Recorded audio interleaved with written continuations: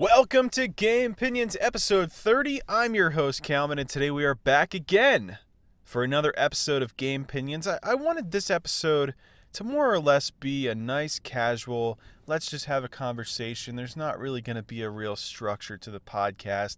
I just want to come on here and be able to kind of babble on about Death Stranding mainly because that's the game I'm still extremely hooked on, and I'll explain to you guys why in just a minute here.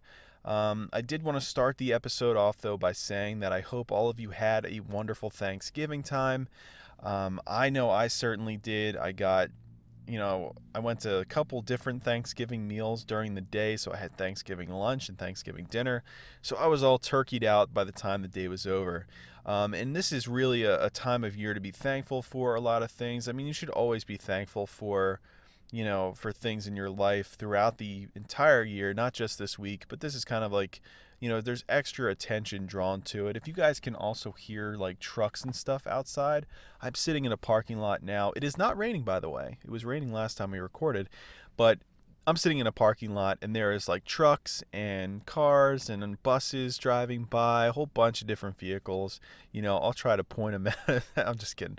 But no, so this kind of is like a, extremely like magnified, and it's more emphasized of, being thankful for things during this time of year.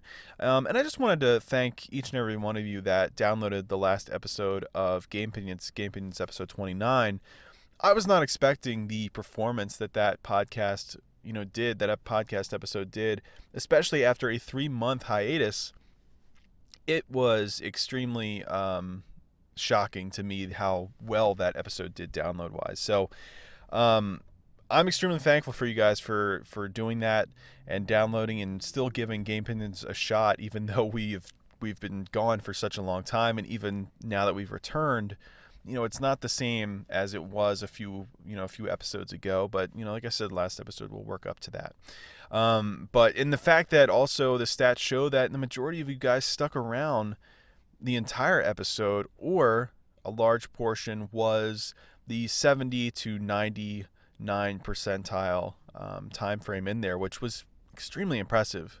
So I'm shocked and floored that you guys have stuck around. I mean, honestly, and, I listened back to that episode and I made some adjustments. So last week there was some certain points in time where there was a lot of crazy noise that happened into the Zoom H1. I went ahead and tried to fix that with a nice little pop filter here. I don't have any monitoring headphones with me. I left all of my equipment back in Greensboro. So I can't really tell as I'm recording. That's going to change soon. I'm probably going to swing by and pick up those headphones the next time I go back to Greensboro, and I'll at least have that at the ready. So this should, though, improve the podcast quality. There shouldn't be as much air being blown into the microphone, and I think it's really going to help out a lot. So I guess I want to go ahead and hop into just what I'm up to in Death Stranding. I don't, like I said, I'm taking my time with this. After you get home from work, you don't always have time to play, 5 hours of Death Stranding per day. A lot of people have already beaten the game. I've stayed completely away from the spoilers. So, if you guys are like me and are just kind of, taking your time with the game, or, it doesn't matter how you play it, but if you're just taking your time through the game and you're just enjoying it like me, then, we can just have a nice little conversation here and just enjoy my ignorance as I try to describe what is going on in this game. So I have to first start off by saying that I went ahead and if you guys have seen my Instagram, which I don't know how likely that is, I purchased a knockoff Cupid necklace. It has one wrong letter on one of the little tags, and I guess one of the little cupids, one of the little metal pendants. One of the letters is off in like the equation, but I mean, it was $20 compared to Kojima's $325 duraluminum Cupid necklace, which is actually not even available. So I went ahead and snagged that. So if you guys can check on my Instagram, it's actually for $20. It's actually really nice. I feel like I may or may not go in there and use an engraving tool and kind of just repair. It's a T instead of a R. So I might go ahead and maybe try to repair that. But it's a pretty hefty necklace. You can still wear it. I don't know how long you should probably wear it for. I'm not really an expert on uh, how bodies function, but it's a pretty heavy necklace. Like it's pretty heavy. I'm not sure if it's the best thing to wear, but I think it's more or less about as heavy as my keys, and I wear that around my neck all the time. So I just I just keep putting things on my neck. It doesn't even matter. It's a really cool necklace though. You guys should go ahead and check it out.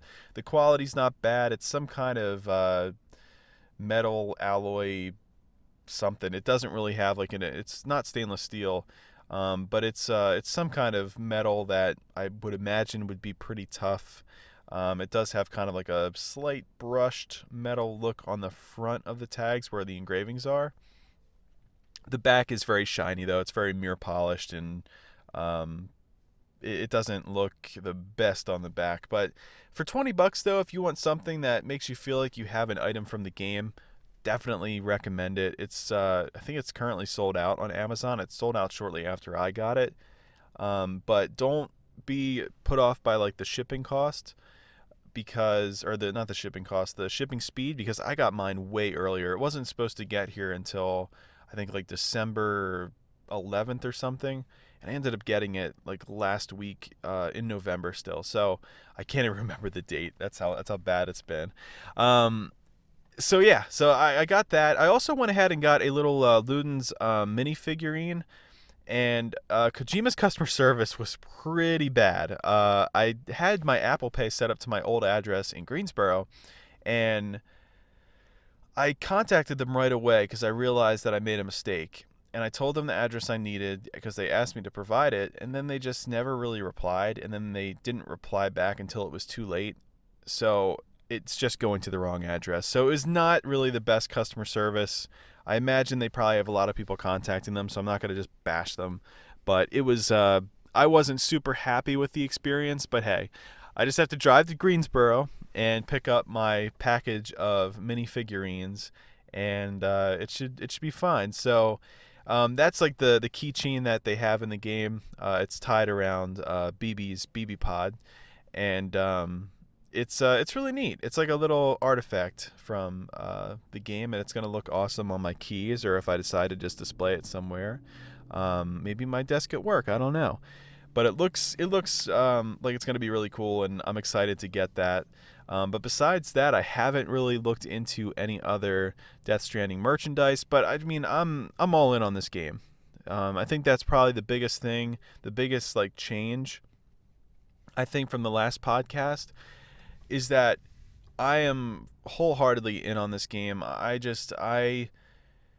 I'm reading. I didn't read the reviews, and I didn't read what people really said about the game, except that it's not fun and all that. And honestly, everyone has the right to their own opinions. Everyone's going to interpret a game differently. Everyone has their different tastes. But for the life of me, I cannot imagine why people don't think this game is fun.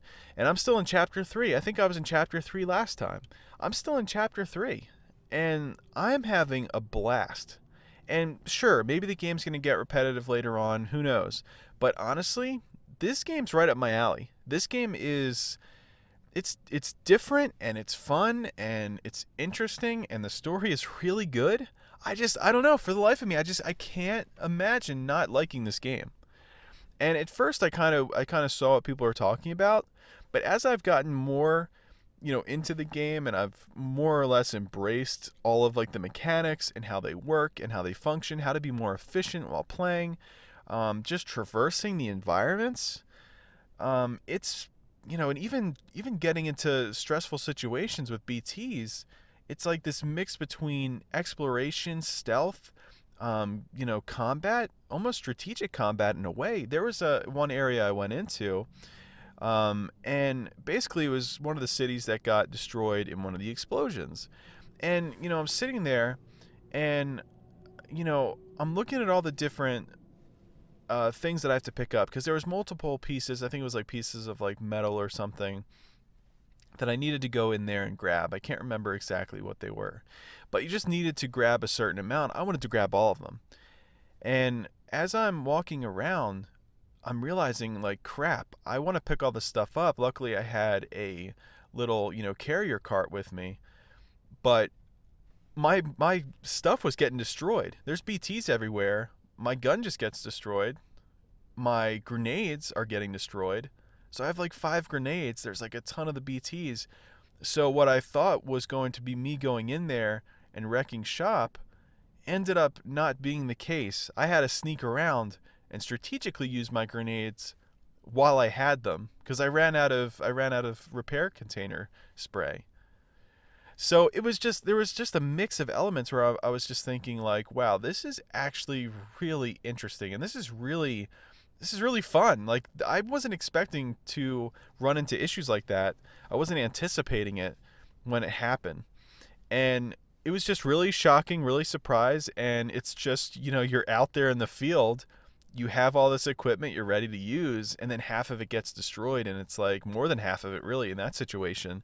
So you kind of have to just adapt. It's like, all right, we can't do it the way we wanted to do it, and we're just gonna have to roll with what we have and do the best we can, not get caught. And it's extremely fun.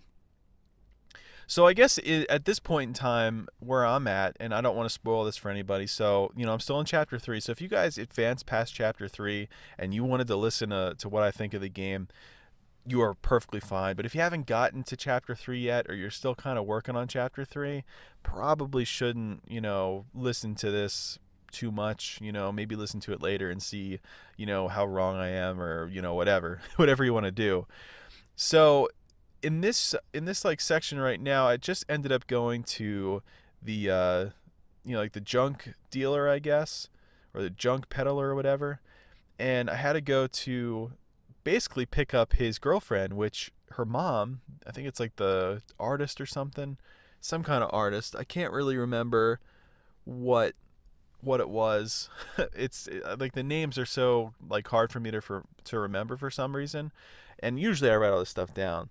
But it's basically, this guy thought that it was kind of like Bridges and Fragile Express's fault that his girlfriend died in the explosion. But it turns out his girlfriend didn't die, and she was just at basically her mom's shelter, and her mom told her, because she didn't like the guy, that he died.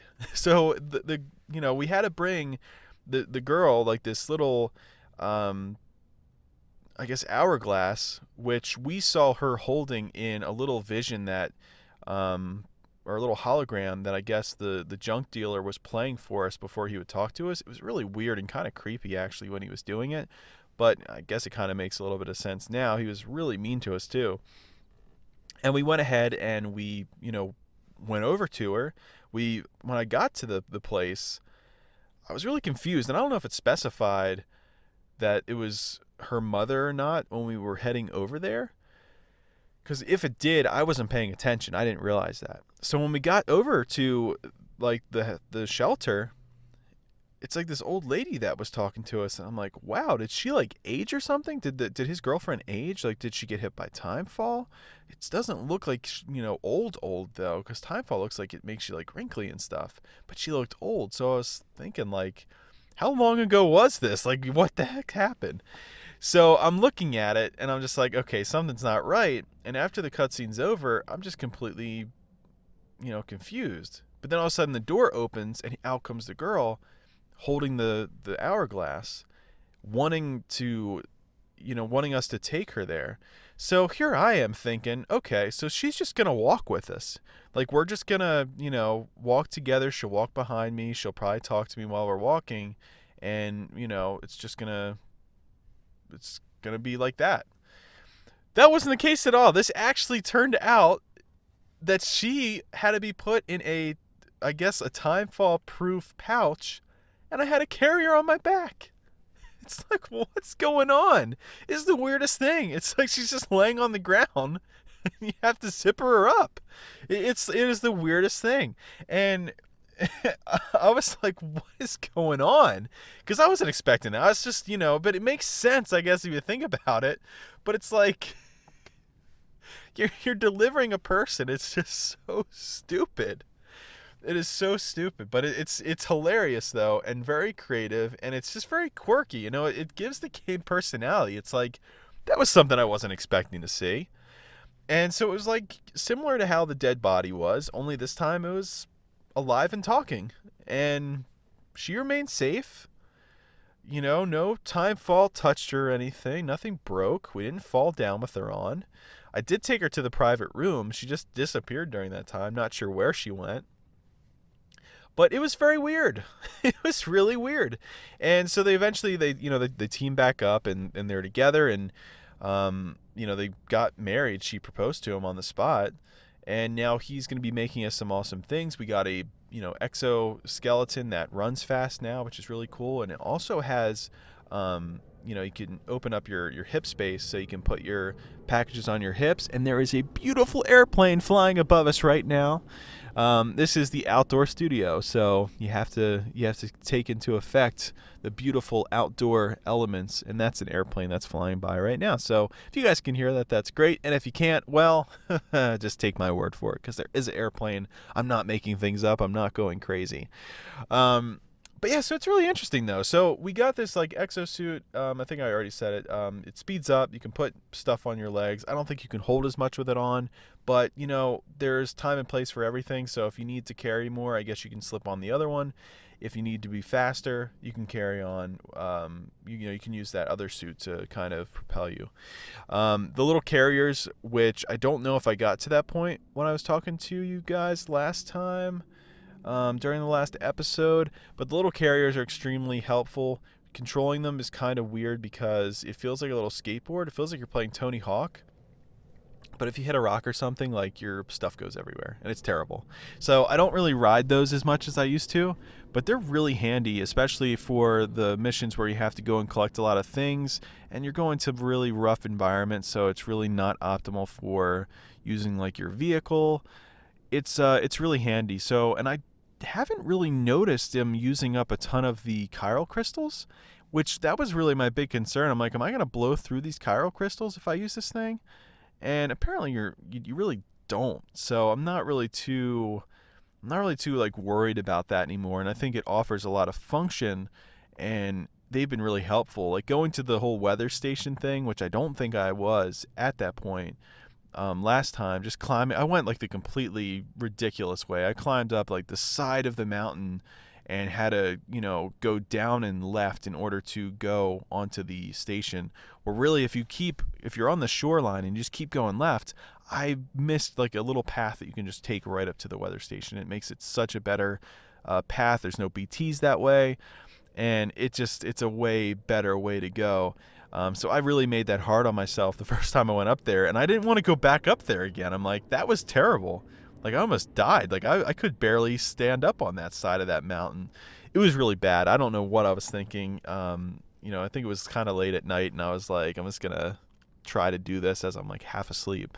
But I did find a better way to get up there, so that's great. And now these carts are very helpful, and I have like the timefall shelters now. I have the ability to build the private rooms wherever I want, and I also from the junk man, I think I also have a weapon that has like the bullets in it now. So it's like, I think it's a pistol that is, I think, lethal against BTs. At least I think so.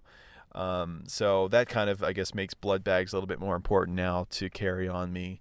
And, I do have a more powerful solution to killing these BTs, because I did notice that they are starting to get a little stronger, because my grenades, when I hit them, they don't always kill them now in one shot. Sometimes it'll turn red, the BT will turn red, but it'll come back as red. So it won't be like a black BT.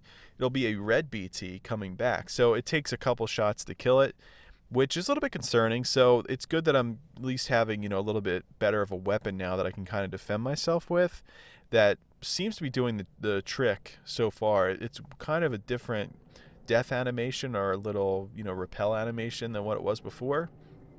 So it is a little bit different. And I don't know if I mentioned this to you guys last time, but I did end up dying early on in this game to a BT, and it wasn't like, the one everyone goes through. It was a separate instance. And the reason why this happened is because when you get attacked by those things and they're kind of reaching up, the BTs are kind of reaching up through the ground trying to grab you. If you walk to clear land while they're doing that and they're kind of at the border of their little like tar puddle, you can, pull your pants down and pee and it'll make them run away. So I took this and I was like, okay, so I'm going to get caught by this squid. I'm out of grenades and I'm going to try to pee on this thing. So as I was peeing on him, he came over to me, picked me up and ate me. And I died, and there's a massive crater in the map. So I basically died because I tried to pee on, I'm assuming that's still considered a BT. And yeah, not the best way of doing that. So don't pee on those things. It doesn't work, even though it is very intriguing. Just don't do it. And I've also been fighting against a lot of the mules. I don't know if I really got to that point last time, but I've been hitting them with their car. I've had electric spears fly into me and all that. I'm pretty sure I said that last time.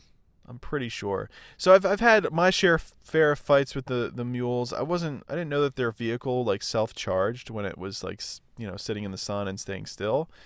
And I got into a situation where I was stuck on a cliffside and there was just a ton of mules coming up and fighting me. So I've been having to fought them off, then realizing that I can get back into my vehicle and be fine. And now where I stand is I'm just currently in the junk dealer's shelter, and I have a few missions to do.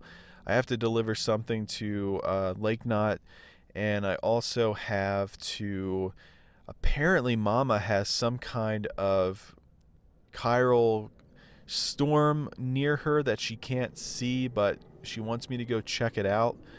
And she said it's like nothing they've ever seen before, so I'm assuming this is probably going to be another boss battle, which will lead us to our next area. That kind of seems to be the trend, or at least, just based off what happened the last time, it seems like, this is very possible it's going to be a boss battle of some sorts. And I'm really looking forward to it, actually. That's what I'm going to be doing after work today. I'm going to be going home. I have to run and get some groceries and all that. But after that, I am just going to be hopping on Death Stranding. I'm going to be playing that.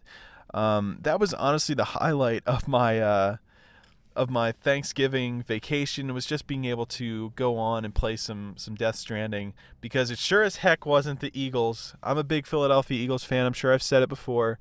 I'm sure in some of my videos on YouTube, I probably am wearing Eagles gear.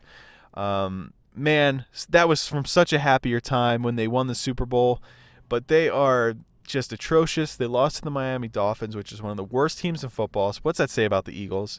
And it's terrible. So really my main source of happiness has been, spending time with Kimberly, obviously, but then also, playing Death Stranding. It's really taken my mind off such a colossal failure that this NFL season has been for me personally. So Death Stranding is all I'm trying to think about. I'm buying up all the merch I can. If they release a good Sam Porter Bridges like jacket, like raincoat, oh man, I'm buying that right away. I don't even care. But I'm fully into this game. I'm completely immersed. I love this game so far. And, I'm just embracing it at this point. Say what you want about it, but it feels completely fresh. I don't know how many hours I'm in. Like I said, I'm still in chapter 3, but I've been playing quite a bit, and I am not tired of it. I mean, there was a certain point in time when I turned this game on, and I was like, I think that first little area that you're in, and you have to kind of walk and pick up some things. During that area, I'm just like, oh boy. Like I'm in for a really long and tiring game experience, because I kind of went based off what people said about it. After I got past that area though, and I started, hearing the music, Low Roar is amazing. Their soundtrack is so good in this game. It is matched perfectly. Like Kojima picked the best music to go with this song. Like the best music possible he chose for this game. He matched the profile perfectly. That game helps, or that music helps sets up the environment, just to be completely immersive, believable. It's really, really good. And I completely lost my train of thought there. But basically, it's just, it just feels so fresh, and the story just really captured me in. It really brought me in, and just kept me there. And I honestly cannot stress enough how impressed I am with how fun this game is. I mean, it just goes beyond. It's sure you deliver stuff, but just fun. I mean, that's like what you do. It's a lot of traveling. It's a lot of figuring out what you need. It's a lot of kind of calculation. I mean, you might mess up in choosing your gear. You might overcrowd yourself with certain gear that you don't need. You might over encumber yourself. You have to figure out a way to transport this stuff and to do it effectively. And utilizing private lockers is something that I've kind of picked up recently, and I'm just like, wow, this makes sense. If it's a partial delivery that I'm not ready to send in yet, I'll just place it in the private locker, go back, grab what I need. Luckily, with these new carrier carts, that's kind of more or less a thing in the past. I don't really need to do that now because I kind of have the equipment that I can take and use. But it's just you can utilize the new equipment that you have, but then you also have the option to if you have like a vehicle, you can utilize that. There's just different things, and sometimes you're just without that stuff. You're in a situation like I lost my bike in a in a crash, unfortunately, so I just had to bust out my carriers and pick up my stuff and keep going. I mean, I wasn't gonna trek all the way back. Luckily I packed a few ladders. I was able to climb out of where I needed to climb out of. It's really just, you have to strategically prepare, and you have to be careful with what you pick. So sometimes you'll need something that you don't have, or sometimes you'll predict right, based on what you've used in the past. So it's very interesting, and it's something that I really wasn't expecting with this game. Like, I wasn't hyped up for this game really too much at all. And it's just one of those things, like I said in the last episode, where curiosity really got the best of me here. And I'm so happy that it did, because this, honestly, a lot of people are upset that it's in the running for, a Game of the Year nomination.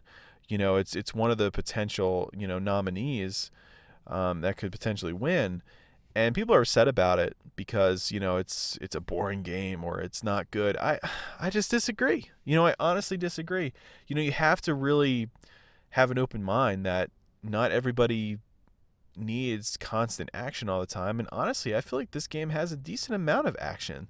I feel like, every time I play this game, it honestly feels the opposite of repetitive. Sure, there's like side missions that, might repeat themselves after you've completed it, but it's really just to help you, gain, the 5-star ratings. I've had some missions repeat that, after I completed all of them, they just kind of started looping around again. But it's just, deliveries. I mean, it's kind of like, having like an Amazon button that you press, a virtual button that you press to deliver things at certain points in time.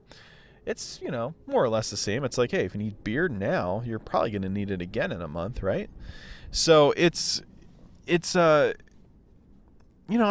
feel like it's not repetitive at all. I feel like it's every time I go on there, I feel like I'm experiencing something different, or I'm doing something a different way than I did it the time before. And it just feels fresh. It feels fresh every time I log on there. I've yet to get burned out on this game. And I've spent more than enough time. I've spent more time than I probably should have, in chapter 3. And you would think that once you are on a chapter for a long time, you're going to be extremely tired of that area that you're exploring. But honestly, I mean, I could probably spend another 10 hours on this chapter, and I probably will spend another 10 hours on this chapter before I advance to the next one, because I like to explore. I like to find the different things that are around, and there's things that I've missed so far that I want to go back and try to find. And I just feel like there's so much that I can be doing in the game that it's too much to feel repetitive. And I honestly feel like this game is, at least from the point I'm at, and I feel like a lot of people, a lot of problems with reviews is that you don't play the game all the way through. Most of the time, I'd be willing to bet most of the time that reviews are, written and all that. There's just not enough time to play the game all the way through. So you kind of just play what you can, and you move on. You write what you can about the game. And that's why I think, another reason why I think review scores are stupid, because a lot of these are based off unfinished playthroughs of the game in unrealistic conditions. Things that normal players aren't going to be playing these games under those conditions and restrictions. So I honestly feel like this game is very deserving of Game of the Year, and it's hard for me to say that at this point because I'm only on chapter 3. I can't stress that enough. So, but for me, from what I've played so far, and this is always subject to change, this is always going to have something next to it, a little asterisk next to it. It's subject to change. But I think that so far, this game definitely deserves the consideration. I think there's enough here, even in these first 3 chapters, to me that warrants at least a consideration, at least a look at a Game of the Year nomination. Not that I feel like that award really means too much. I mean, there's so many good games out there. There's so many good, awesome games out there that, are probably deserving of it too. But there's something very special about this game, at least to me. Not everyone's going to get it. That's fine. But there's something special, at least to me, that this game offers that I just haven't really felt in a lot of other games. And I am extremely excited to continue on this journey of Death Stranding. And I'm going to keep coming on here, and I'm going to keep making podcast episodes that are more or less dedicated to Death Stranding. And, that's the thing. I mean, the thing with this podcast is that right now it's a one-man show. And I can only play so much. I mean, I'd love to be able to play, 10 different games every year. And at one point in time, I could. But that's just not realistic. So when I play a game and I really like it,